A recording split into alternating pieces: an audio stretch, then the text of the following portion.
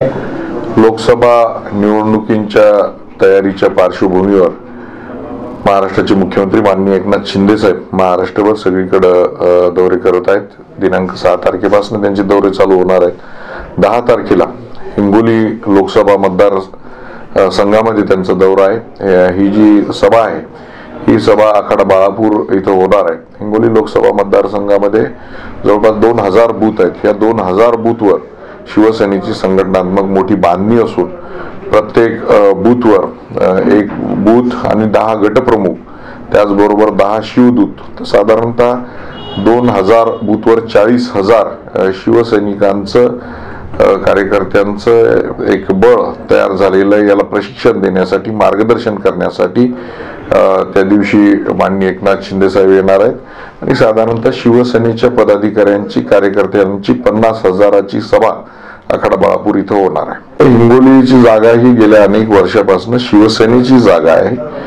आणि विद्यमान खासदार म्हणून मी तिथं कार्यरत आहे। तेव्हा माननीय शहा साहेबांनी सर्व आम्ही 12 लोक ज्यावेळेस गेलो त्यावेळेस सर्वांना शब्द पण दिलेला आहे। तेव्हा ही शिवसेनेची जागा आहे आणि शिवसेनाच ही जागा लढवणार आहे आणि त्या पद्धतीनं पक्ष संघटना कामाला लागलेली आहे।